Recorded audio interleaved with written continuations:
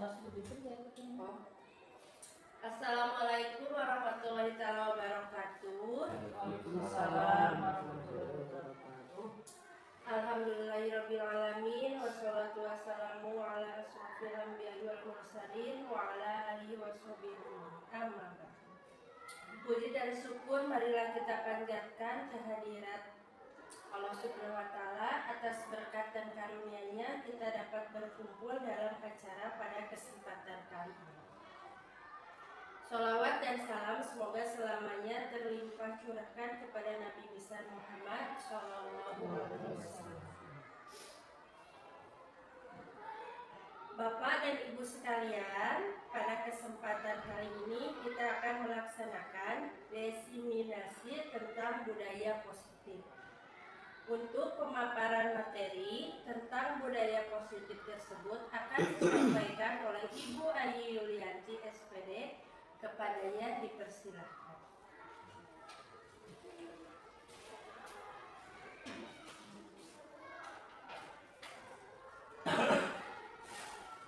Assalamualaikum warahmatullahi wabarakatuh.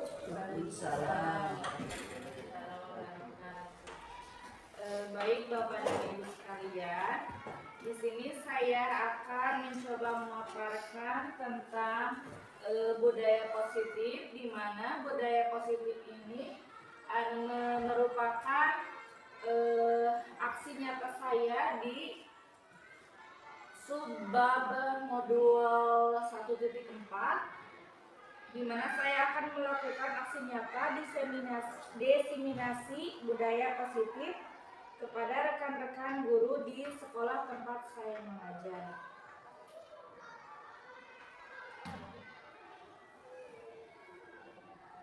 Yang pertama yang akan kita lihat adalah perubahan paradigma.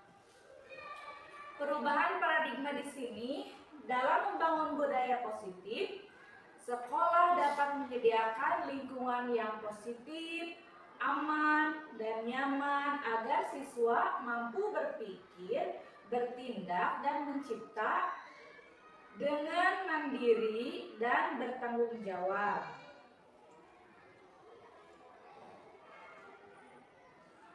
Nah, umumnya disiplin sangat berkaitan erat dengan kontrol kita sebagai guru terhadap siswa.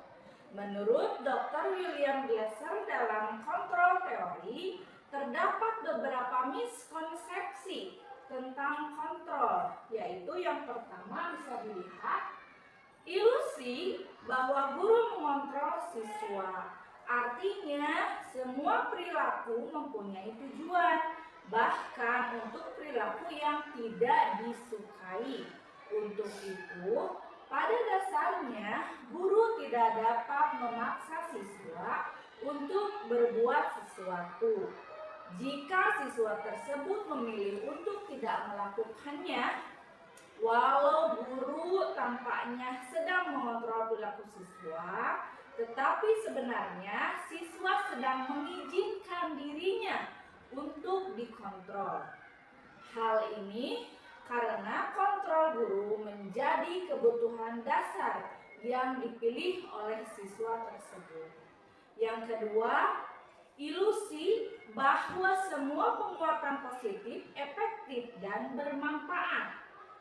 Penguatan positif merupakan bentuk-bentuk kontrol untuk mempengaruhi siswa agar mengulangi suatu perilaku tertentu dalam jangka waktu tertentu. Kemungkinan siswa tersebut akan menyadari dan mencoba untuk menolak bujukan guru, atau mungkin akan menjadi tergantung pada pendapat guru untuk berusaha. Yang ketiga, ilusi bahwa kritik dan membuat orang merasa bersalah dapat menguatkan karakter. Menggunakan kritik dan rasa bersalah untuk mengontrol siswa membuat siswa menuju identitas yang gagal. Karena secara tidak langsung mengajarkan para siswa untuk belajar merasa buruk tentang dirinya sendiri. Yang keempat adalah ilusi bahwa orang dewasa memiliki hak untuk memaksa. Perilaku yang memaksa tidak akan efektif untuk jangka waktu yang panjang dan bahkan dapat membentuk suatu permusuhan. Nah, di sini ada bagian tentang stimulus respon melawan teori kontrol. Bisa dilihat di sini ada realitas kebutuhan kita sama, kan bahwa sebenarnya realitas itu kebutuhan kita itu berbeda. Yang selanjutnya, semua orang melihat hal yang sama, padahal semua orang memiliki gambaran yang berbeda tentang sesuatu. Yang selanjutnya, kita mencoba mengubah orang agar berpandangan sama dengan kita. Kita berusaha memahami pandangan orang lain di dunia. Karena setiap siswa itu memiliki karakter yang berbeda, tentu dalam belajar pun mereka mempunyai minat-minat yang berbeda, dan itu harus kita pahami. Yang selanjutnya, perilaku buruk dilihat sebagai suatu kesalahan. Padahal semua perilaku memiliki tujuan, baik itu perilaku yang buruk sekalipun bahkan perilaku yang baik. Selanjutnya, orang lain bisa mengontrol saya. Padahal hanya Anda yang bisa mengontrol diri Anda. Jikapun ada orang lain yang mengendalikan kita, kalau kita tidak mengizinkan diri kita dikontrol atau dikendalikan oleh orang lain, maka orang lain pun tidak bisa mengendalikan kita. Selanjutnya, saya bisa mengontrol orang lain. Sebenarnya, Anda tidak bisa mengontrol orang lain. Pemaksaan ada pada saat bujukan gagal. Sebenarnya, kolaborasi dan konsensus menciptakan pilihan-pilihan baru. Model berpikir menang atau kalah. Model berpikir menang. Selanjutnya, makna dari kata disiplin. Ki Hajar Dewantara mengatakan bahwa untuk menciptakan siswa yang merdeka, maka syarat utamanya harus mempunyai disiplin yang kuat, yaitu disiplin diri yang berasal dari motivasi internal atau dari dalam diri seseorang. Jika tidak mempunyai motivasi internal, maka diperlukan motivasi eksternal atau motivasi dari luar, dari orang lain untuk mendisiplinkan dirinya sendiri. Selanjutnya, Diana Gossen mengatakan bahwa kata disiplin berasal dari bahasa Latin disciplina yang berarti belajar. Kata disiplina juga berasal dari akar kata yang sama, yaitu disciple atau murid atau pengikut. Diana juga mengatakan bahwa disiplin juga berkonotasi dengan disiplin diri siswa. Disiplin diri dapat membuat seseorang menggali semua potensi dirinya untuk mencapai suatu tujuan, sesuatu yang dihargai dan bermakna.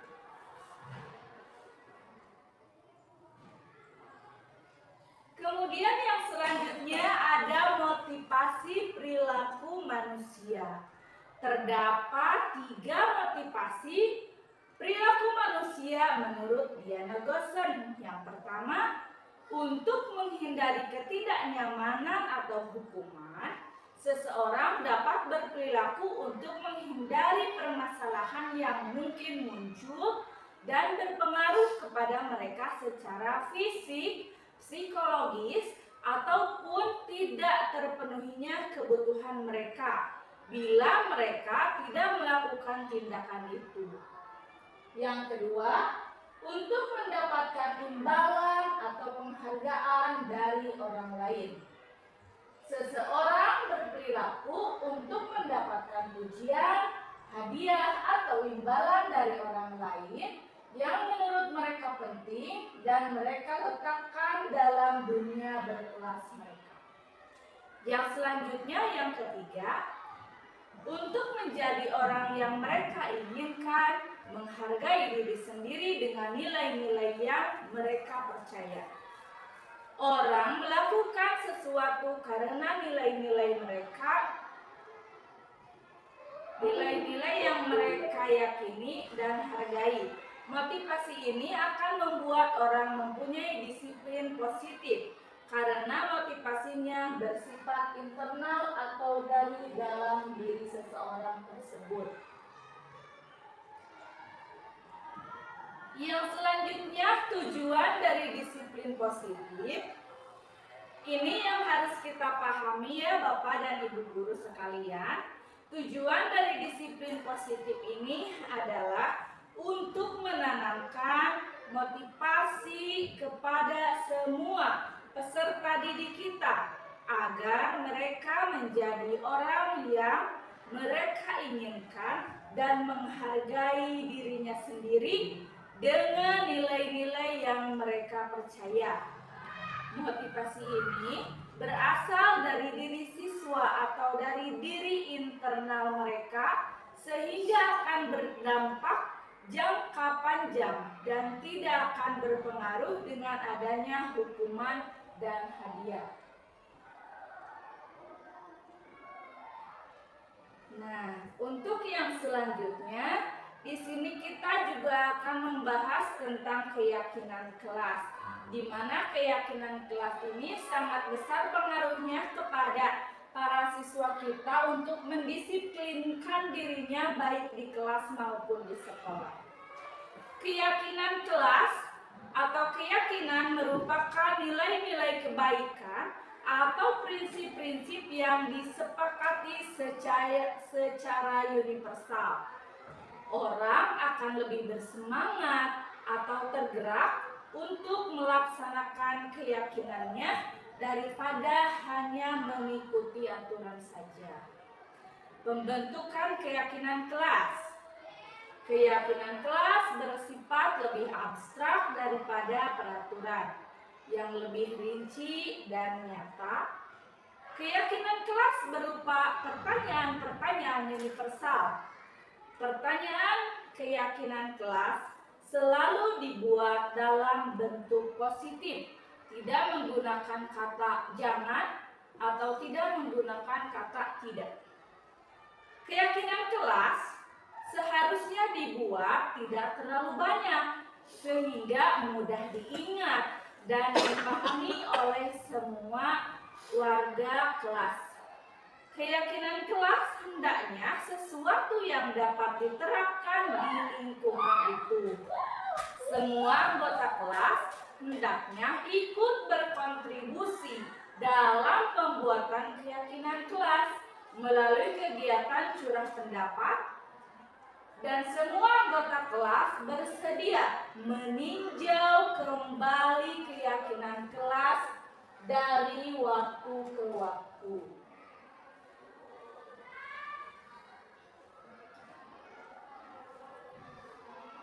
Adapun langkah-langkah pembentukan keyakinan kelas itu, yaitu yang pertama, memberikan kesempatan kepada semua siswa untuk berpendapat tentang peraturan yang perlu disepakati di kelas. Yang selanjutnya, mencatat semua masukan siswa di papan tulis atau di kertas besar atau di kertas karton sehingga semua siswa dapat melihatnya. Yang selanjutnya, menyusun keyakinan kelas sesuai prosedur pembentukan keyakinan kelas. Ubahlah kalimat negatif menjadi kalimat positif. Contoh, jangan berlari di kelas menjadi berjalanlah di kelas. Nah, mungkin seperti itu contohnya. Yang selanjutnya, meninjau kembali daftar pendapat yang telah dicatat. Kemudian, mengajak siswa untuk mencari nilai kebajikan atau keyakinan yang menjadi inti peraturan tersebut. Contoh, berjalan di kelas, mendengarkan guru, datang tepat waktu, bisa disarikan menjadi satu keyakinan, yaitu saling menghormati. Keyakinan-keyakinan ini kemudian dijadikan daftar untuk disepakati bersama. Meninjau ulang keyakinan kelas secara bersama-sama. Hendaknya keyakinan kelas tidak terlalu banyak agar mudah untuk diingat. Biasanya 3 sampai 7 keyakinan atau prinsip. Setelah keyakinan kelas selesai dibuat, maka semua anggota kelas dapat meninjau ulang dan menyetujuinya dengan menandatangani, bisa ditandatangani oleh guru dan siswa. Kemudian keyakinan kelas dapat ditempel di dinding kelas agar mudah untuk dilihat oleh seluruh warga kelas.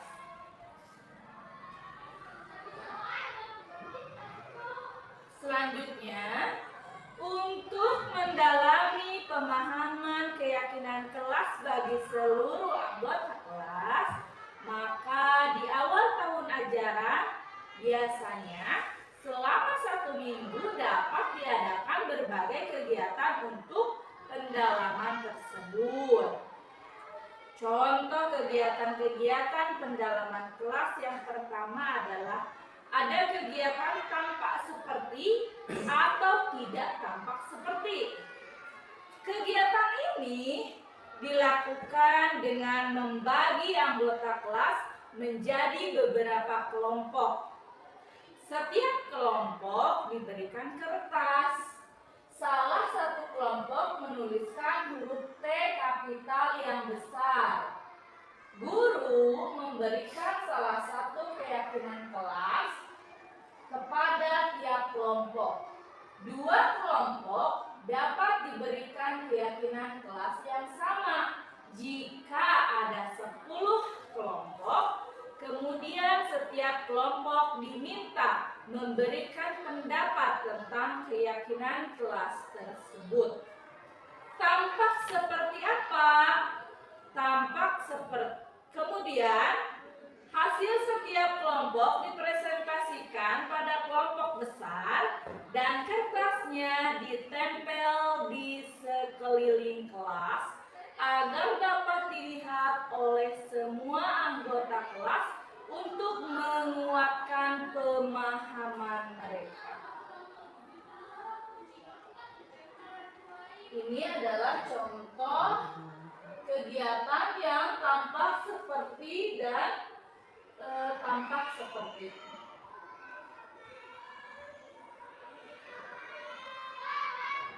Yang kedua,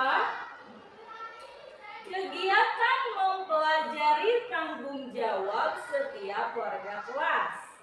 Adapun langkah-langkahnya yang dapat dilakukan oleh kita sebagai guru yaitu guru membuat bagan yang berisi 4 kotak. Masing-masing kotak diisi dengan judul. Guru tugasnya titik-titik untuk diisi ya. Murid tugasnya titik-titik. Guru tugasnya bukan titik-titik. Dan murid tugasnya bukan titik-titik.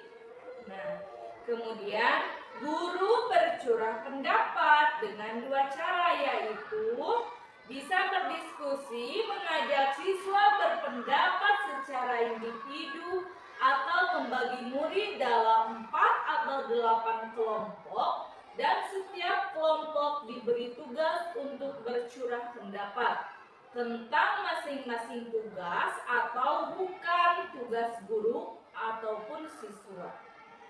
Hasil dari curah pendapat tersebut kemudian selanjutnya ditempel pada dinding kelas agar dapat dilihat oleh seluruh warga kelas. Ini adalah contoh curah pendapat. tugas saya dan tugas kamu. Di bagian yang pertama ada tugas guru tugasnya, kemudian yang ini murid tugasnya apa. Nanti dituliskan di sini berdasarkan hasil diskusi. Kemudian guru tugasnya bukan apa, nanti di sini didiskusikan, kemudian dituliskan hasil kesepakatan bersama. Guru tugasnya bukan apa, kemudian murid, ini harusnya murid ya, murid tugasnya apa.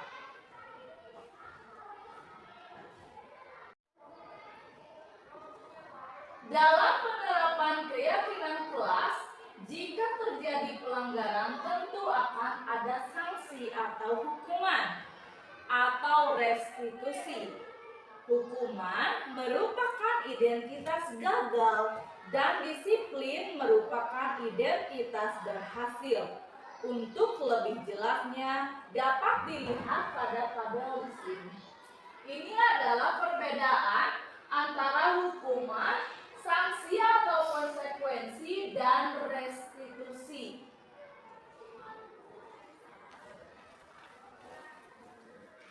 Contohnya, kalau hukuman itu adalah sesuatu yang menyakitkan harus terjadi.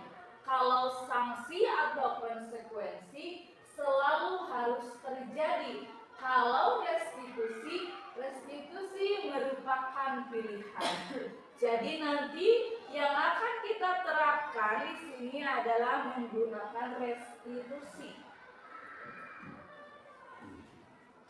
Selanjutnya, hukuman bersifat tiba-tiba atau tidak terencana.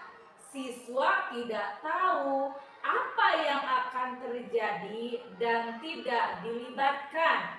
Di samping itu, hukuman hanya bersifat satu arah dari guru yang memberikan, dan siswa hanya dapat menerima hukuman tersebut tanpa suatu diskusi atau arahan dari guru, baik sebelum ataupun sesudahnya. Hukuman berupa fisik maupun verbal akan membuat siswa merasa tersakiti. Sedangkan disiplin dalam bentuk sanksi atau konsekuensi sudah terencana atau sudah dibahas dan disepakati sebelumnya oleh guru dan siswa. Sanksi dibuat oleh guru atau sekolah dan siswa sudah mengetahui sanksi atau konsekuensi yang akan diterima. Tetapi sanksi atau konsekuensi tetap membuat siswa merasa tidak nyaman dalam jangka waktu pendek.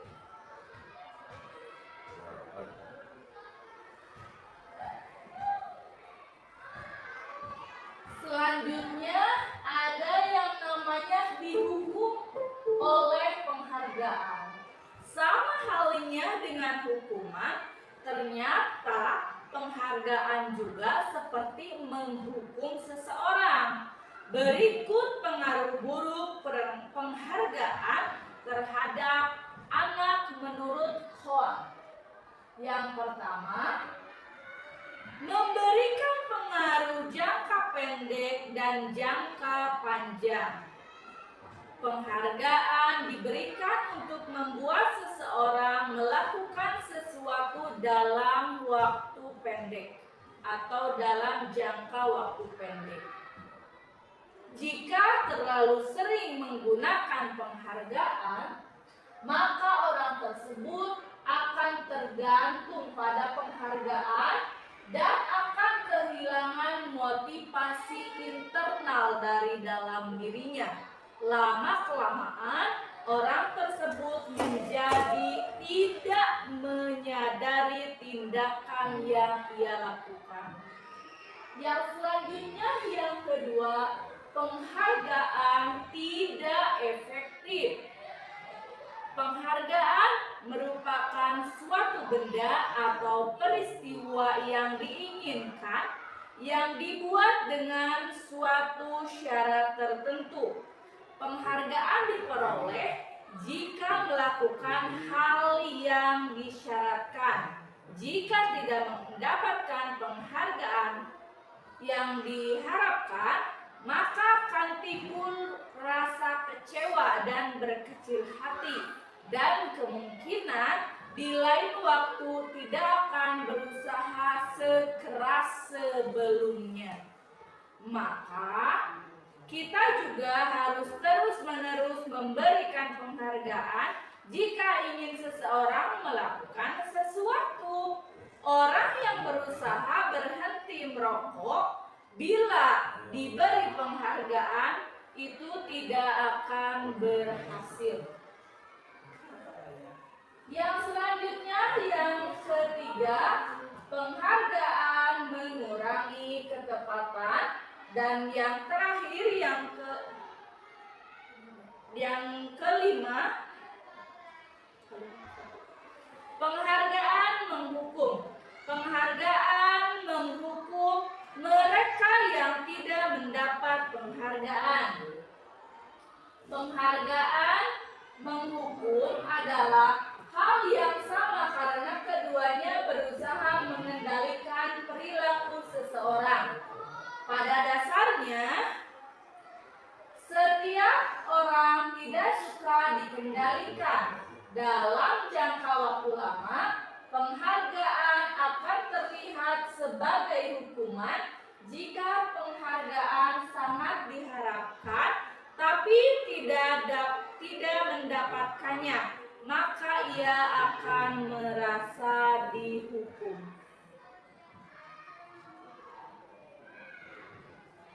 Selanjutnya, kebutuhan dasar manusia. Semua yang dilakukan oleh setiap manusia tentu mempunyai tujuan, yaitu untuk mendapatkan apa yang diinginkannya. Menurut Dr. William Glasser, dalam choice theory terdapat 5 kebutuhan dasar manusia.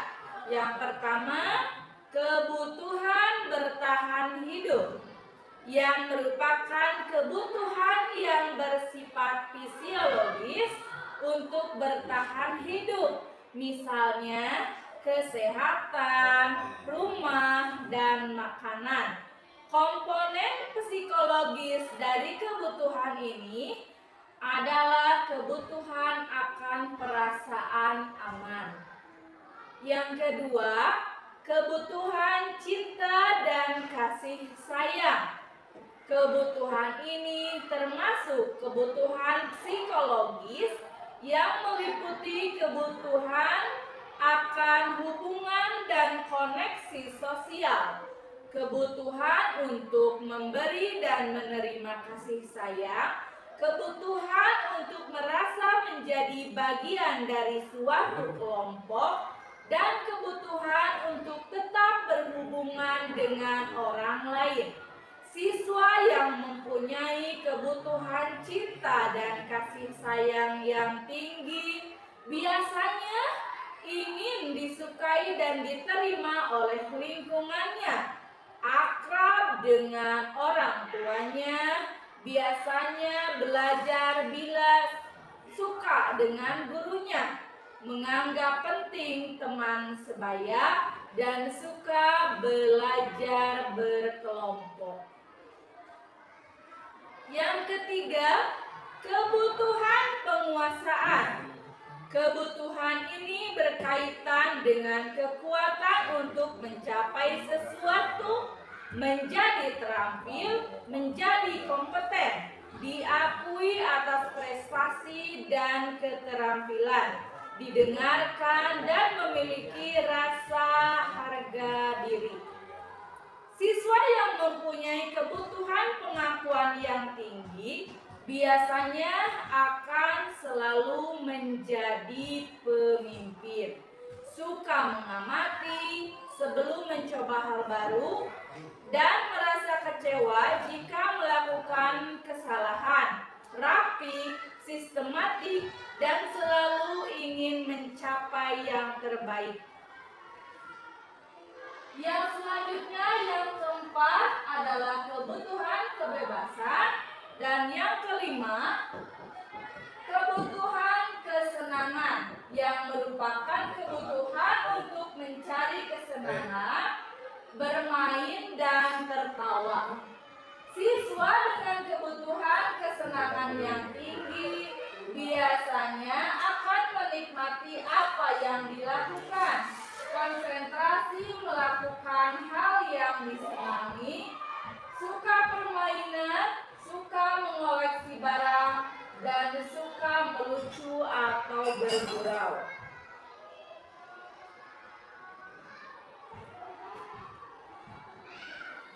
Yang selanjutnya ada posisi kontrol guru. Posisi kontrol guru ini menurut Diane Gossen terdapat 5 posisi kontrol seorang guru terhadap siswanya. Yang pertama, posisi sebagai penghukum. Seorang penghukum dapat menggunakan hukuman fisik dan verbal. Guru menjalankan posisi penghukum akan berkata, "Patuhi aturan saya," atau "Awas nanti, kamu selalu saja salah." Yang kedua, membuat orang merasa bersalah. Pada posisi ini biasanya guru akan bersuara lebih lembut, menggunakan keheningan yang membuat siswa menjadi tidak nyaman, merasa bersalah, atau rendah hati. Yang ketiga, posisi teman. Dalam posisi ini, guru tidak akan menyakiti murid, tetapi akan selalu berusaha mengontrol siswa melalui persuasi. Posisi ini dapat berdampak positif dan negatif. Positif berupa hubungan yang baik antara guru dan siswa. Kemudian yang keempat, posisi sebagai monitor atau pemantau. Posisi pemantau berdasarkan peraturan-peraturan dan konsekuensi dengan memisahkan hubungan pribadi. Pertanyaan yang biasanya diajukan pada posisi monitor ini adalah, peraturannya apa? Apa yang telah kamu lakukan? Yang kelima adalah posisi manajer. Posisi manajer ini merupakan posisi mentor di mana guru berbuat bersama dengan murid, mengajak siswa mempertanggungjawabkan perilakunya, mendukung siswa mencari solusi atas permasalahannya sendiri. Murid diajak menganalisis kebutuhan dirinya dan kebutuhan orang lain. Yang terpenting adalah kolaborasi dengan siswa. Kata-kata seorang manajer yaitu, apa yang kita yakini, apa yang kamu yakini, dan sebagainya. Seorang manajer tidak untuk mengatur perilaku siswanya, tetapi untuk membimbing siswanya agar dapat mengatur dirinya. Di sini ada tujuan dari posisi kontrol guru terhadap siswa mencapai posisi manajer. Jadi posisi manajer ini adalah merupakan posisi yang paling baik yang dapat kita terapkan di sekolah kita untuk membimbing murid kita mempertanggungjawabkan kesalahannya. Yang selanjutnya ada restitusi sebagai sebuah cara menanamkan disiplin positif pada siswa. Menurut Gossen, restitusi merupakan proses menciptakan posisi bagi siswa untuk memperbaiki kesalahan mereka. Ciri-ciri restitusi yaitu restitusi bukan menebus kesalahan, tetapi untuk belajar dari kesalahan itu. Restitusi memperbaiki hubungan. Restitusi adalah tawaran, bukan paksaan. Restitusi menuntun untuk melihat ke dalam diri. Restitusi mencari kebutuhan dasar yang mendasari tindakan. Restitusi adalah cara yang terbaik. Kemudian restitusi dapat menguatkan dan restitusi mengembalikan siswa yang berbuat salah pada kelompoknya. Ini merupakan segitiga restitusi, di mana di segitiga restitusi ini ada 3 sisi. Sisi yang pertama adalah validasi tindakan yang salah. Kemudian yang kedua menstabilkan identitas, dan sisi yang ketiganya adalah menanyakan keyakinan.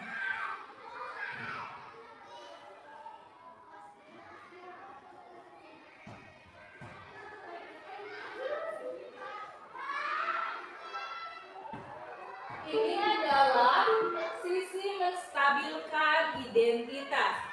Sisi menstabilkan identitas ini merupakan bagian dasar dari segitiga yang bertujuan untuk mengubah identitas anak yang tadinya salah atau gagal karena melakukan kesalahan menjadi orang yang sukses.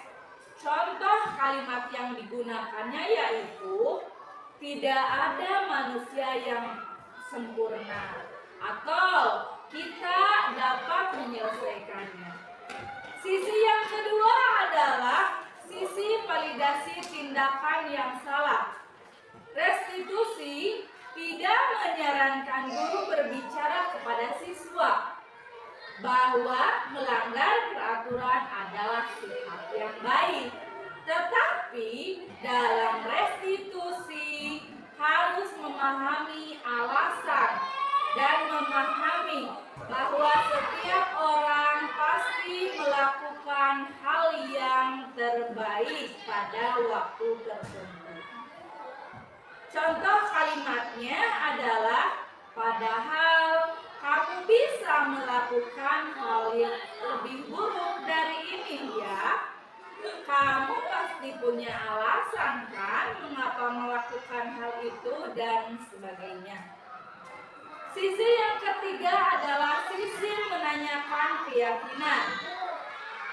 Setelah melalui langkah 1 dan 2 di atas, maka anak telah siap untuk dihubungkan dengan nilai-nilai yang dipercaya dan berpindah menjadi orang yang diinginkan.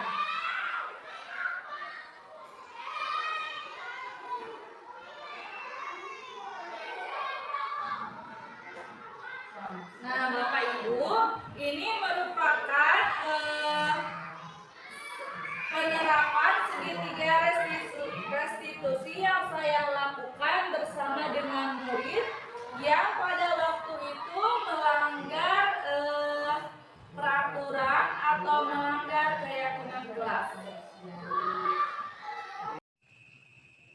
Selamat siang, Desa Kira. Siang, Bu. Desa Kira, sudah 3 hari ini kamu selalu datang terlambat ke sekolah ya? Iya, Bu. Maaf, saya salah. Tidak apa-apa. Berbuat salah itu adalah hal yang wajar dan manusiawi. Kamu pasti punya alasannya kan? Kenapa kamu datang terlambat? Iya, Bu. Beberapa hari ini saya selalu menonton TV sampai larut malam. Terus saya jadi bangun kesiangan dan jadi terlambat datang ke sekolah. Oh begitu. Nah sekarang ibu mau tanya, Apa yang kamu ketahui tentang keyakinan kelas kita? Iya Bu, kita harus datang ke sekolah tepat waktu. Iya. Terus apa yang akan kamu lakukan agar kejadian seperti ini tidak terulang lagi? Saya tidak akan menonton TV sampai larut malam lagi Bu, agar saya tidak terlambat datang ke sekolah lagi. Nah, iya bagus ya seperti itu ya. Ya sudah, sekarang kamu boleh kembali lagi ke sekolah. Terima kasih ya Dek Sakira. Bu, Selamat siang. ya. Selamat siang Arsila. Selamat siang Bu. Oh iya, Ibu dengar laporan. Apakah benar kemarin kamu mencoret-coret dinding kelas? Ya Bu, maaf. Tidak apa-apa. Berbuat salah itu adalah hal yang manusiawi. Kamu pasti punya alasan kan kenapa kamu melakukan itu? Iya, saya merasa karena itu sangat seru. Oh, seperti itu ya. Apakah kamu tahu tentang keyakinan kelas kita? Iya Bu, saya tahu.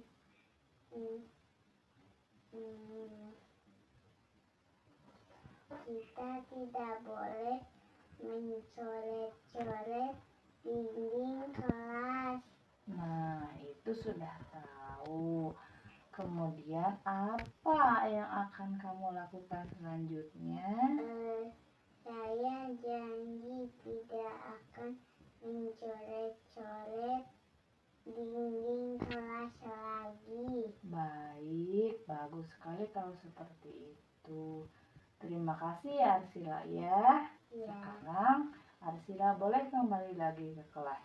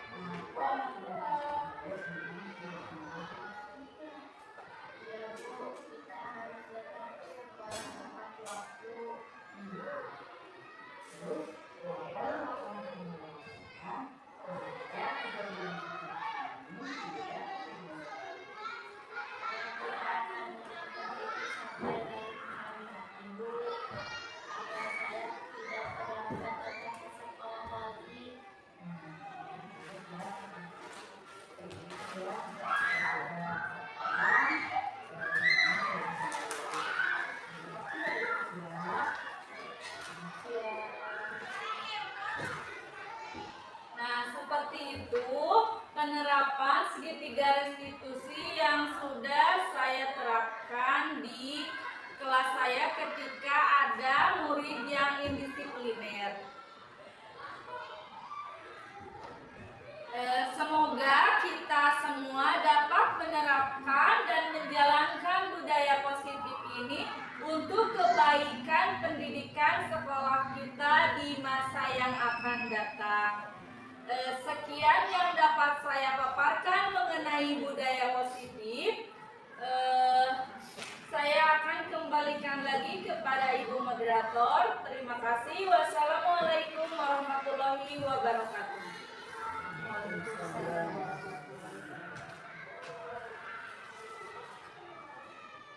Baik, Bapak dan Ibu sekalian, itulah pemaparan mengenai budaya positif yang sangat luar biasa sekali, manfaatnya untuk kita semua. Barangkali di antara Bapak dan Ibu ada yang mau ditanyakan? Dipersilahkan. Kalau tidak ada, kita tutup acara ini dengan bacaan hamdalah bersama-sama. Alhamdulillahirabbil alamin. Assalamualaikum warahmatullahi wabarakatuh.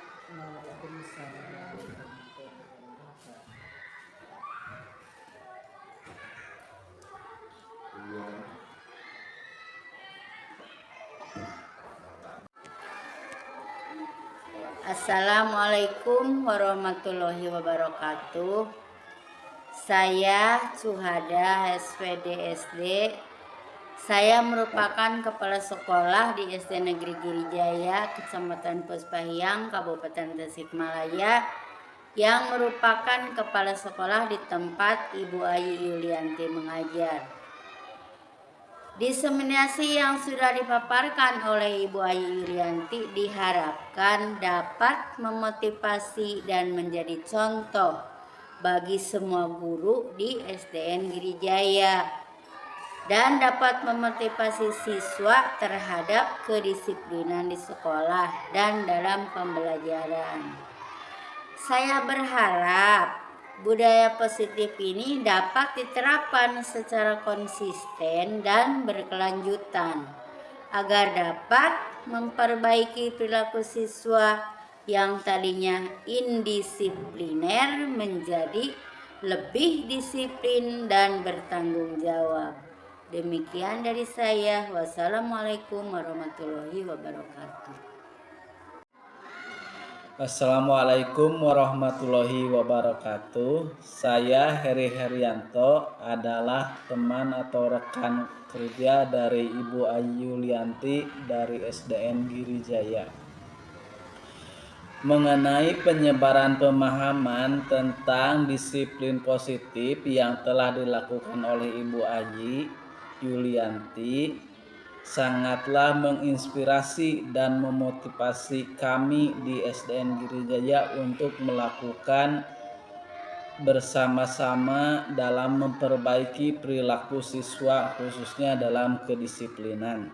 Semoga kami dapat bersama-sama melakukan dan menerapkan di kelas kami, bahkan di sekolah kami keseluruhannya, untuk memperbaiki perilaku siswa dan untuk menanamkan karakter yang lebih baik di sekolah kami. Demikian yang bisa saya sampaikan. Wassalamualaikum warahmatullahi wabarakatuh. Assalamualaikum warahmatullahi wabarakatuh. Perkenalkan, nama saya Sakira Akmalina. Saya dari kelas 4 SDN Negeri Girijaya. Saya senang sekali belajar bersama Ibu Ayi, karena walaupun saya salah, saya tidak dihukum. Terima kasih Ibu Ayi. Wassalamualaikum warahmatullahi wabarakatuh. Assalamualaikum warahmatullahi wabarakatuh. Perkenalkan, nama saya Arsila Mustika Rufwana. Saya kelas 2 SD Girijaya. Saya merasa senang sekali bersama Ibu Ayu Yulianti, karena walaupun saya salah, saya tidak dihukum. Terima kasih Ibu Ayi. Wassalamualaikum warahmatullahi wabarakatuh.